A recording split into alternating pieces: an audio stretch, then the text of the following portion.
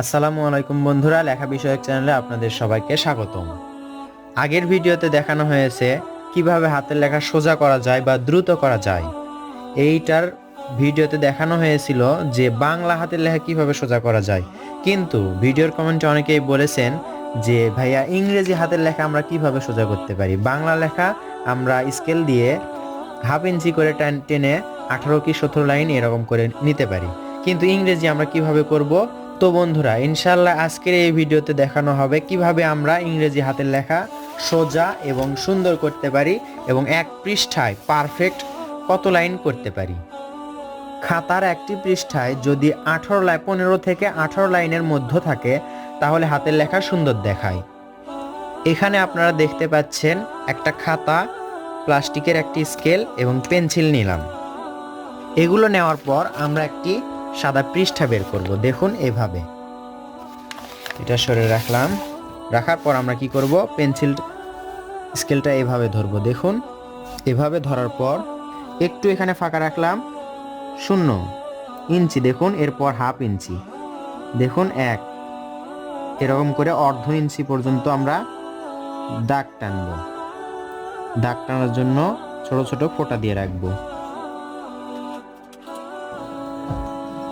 Scale দিয়ে পেন্সিলের এভাবে ফোঁটা আঁকানোর পর আমরা দেখুন হালকা করে এভাবে টানবো। হালকা করে করব যেন পরবর্তীতে এটা মিশে দেওয়া যায়। বন্ধুরা, আরেকটা কথা বলে রাখি, সেটা হচ্ছে অনেকেই বলে থাকেন পরীক্ষার খাতায় যদি আমরা এভাবে টানতে থাকি তাহলে তো আমাদের পরীক্ষাই শেষ হয়ে যাবে। আসলে এটা পরীক্ষার খাতার জন্য না, এটা আপনারা প্র্যাকটিস টাইম করবেন, যখন হাতের লেখা সুন্দর করার চেষ্টা করবেন বা সোজা করবেন। আপনারা এভাবে দাগ দিয়ে নিতে পারেন, অথবা যেই কলম লেখে না অর্থাৎ কালি ছাড়া কলম দিয়ে আপনারা সোজা এরকম করে দাগ দিয়ে নিতে পারেন।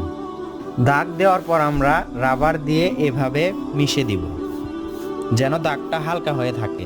যদি আমরা না দিই তাহলে দেখা যাবে পেন্সিলের দাগের ওপর কলমের কালি পিছলে যায়।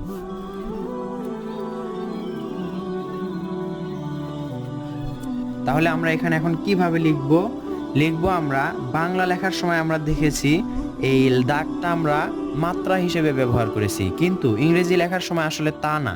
ইংরেজি লেখার সময় এই দাগটা আমরা নিচে রাখবো। দেখুন কিভাবে।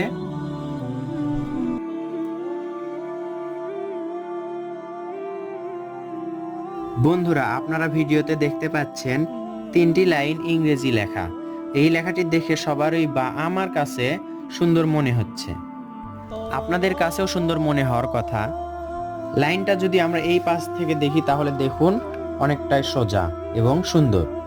বাংলা লেখার সময়ে আমরা এই লাইনটা মাত্রা হিসেবে ব্যবহার করব, মাত্রায় যেন এই লাইনটা থাকে। আর ইংরেজি লেখার ক্ষেত্রে তো বুঝতেই পারলেন যে কিভাবে এই দাগটা নিচে রাখবেন। দেখুন যেন সবগুলো অক্ষর এর সাথে লেগে যায়। যদি এরকম করে দাগ দেওয়া হয়, এটা যেন এই মাঝের অক্ষরগুলো এই দাগের সাথে সমান হয়ে থাকে। দেখুন সবগুলোই প্রায় লাগা লাগা ভাব। তো বন্ধুরা, কথা অনেক বলা হলো, এখন দেখি লিখে এক পৃষ্ঠা এভাবে লিখে দেখতে কেমন লাগে। ভিডিওটি আপনারা শেষ পর্যন্ত দেখবেন এবং ভিডিওটি দেখে কেমন লাগলো অবশ্যই শেষে ভিডিওর কমেন্টে জানাবেন। ধন্যবাদ সবাইকে। লেখা চালিয়ে যাচ্ছি, কথাটা এখানেই বিরতি রাখছি। আল্লাহ হাফেজ।